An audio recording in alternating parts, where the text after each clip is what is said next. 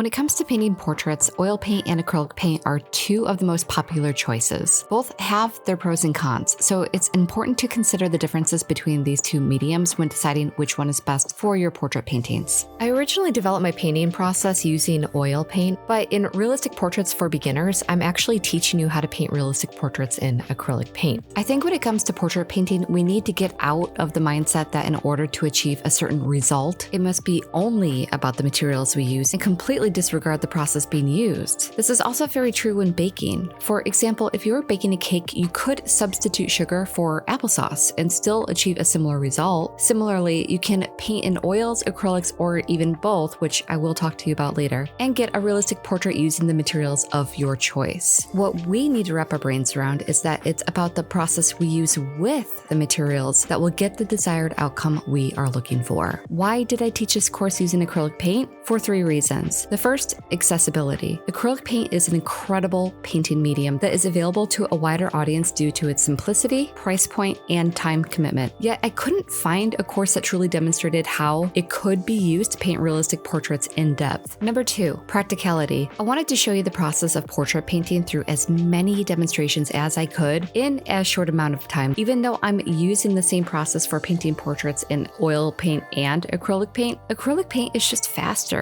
As a mom to a toddler who works home at night, this made perfect sense to me, and possibly you are in a similar situation. The third reason is that I often hear people, be it artists or not, making bold claims that you can only paint realistic portraits by using one thing or another thing.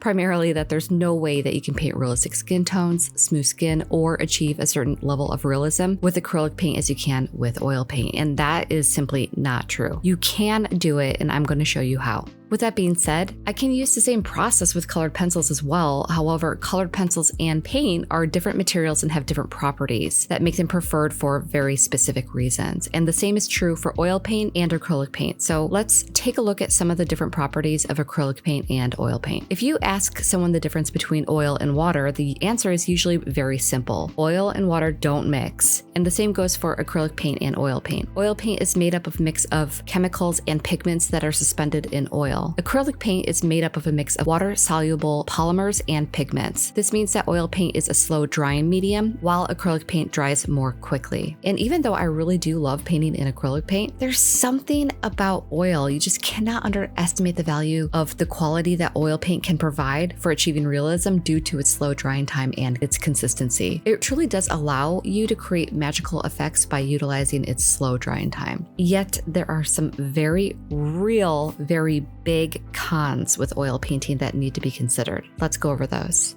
Number 1 is the longer drying time between layers, and some may find this a good thing, but it can also be a con for many like myself right now since I have very limited free time. Number 2, it's a messy and time-consuming cleanup process. Number 3, it's cost. It's a very expensive painting medium. Number 4, here's where it gets really scary, but there are a lot of toxic solvents such as turpentine in order to clean up messes or to thin paint. And this leads me into the next one. You need to wear gloves while working with oil paints because it can be very irritating to the skin. And last, it requires very good ventilation when you mix and use solvents. So I will always love oil painting because it really does create magical effects. However, there are also many artists who have passed away to the toxicity of oil paints and solvents used. And this is very serious. I am about to provide you with a list of materials that you need for this course or that you can use if you choose to paint in oil paint. And as you will see, my list comprises of many oil painting materials that are now available that are solvent free, which I love to use. And this is much better for your health. So please take these risks into consideration when you are painting. But ultimately, each artist has his or her own preference regarding what type of paint they use for portrait painting. It just depends on your needs and your desired results. But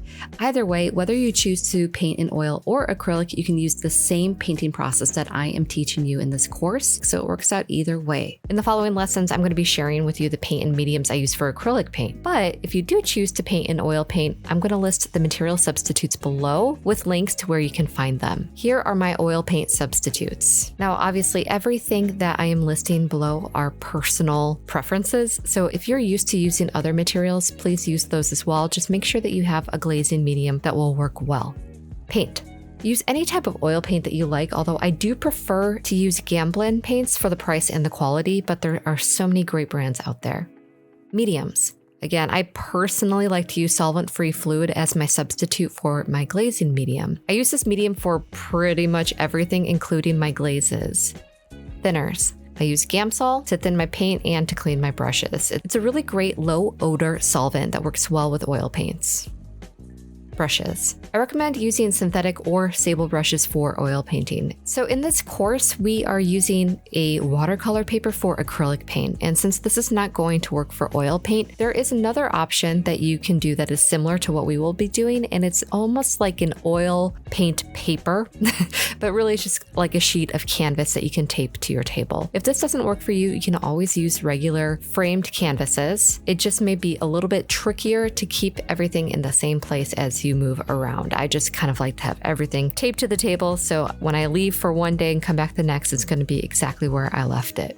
I mentioned earlier that you can use both oil paint and acrylic paint for your portrait paintings, and I want to briefly mention how you can do this. If you're short on time but love the effects of oil paint, you can choose to paint most of your portrait painting in acrylic paint first and finish your final glazes in oil paint, thus utilizing the best of both mediums. I must mention, however, that this does not work the other way around, meaning that you cannot paint oil paint first and then acrylic paint on top. So a good way for you to remember this is that you can think of your acrylic paint as being similar to a gesso or primer because of acrylic paint's polymer nature. Yet trying to apply acrylic paint on top of oil paint will simply not work. So when using both mediums for portrait painting, it's just important to remember that oil should always be the final step. Okay, so now that we've gone over the basics of what you're going to need for oil painting, in the next lesson, we're going to go over the materials that you're going to need for acrylic paint. I'll see you there.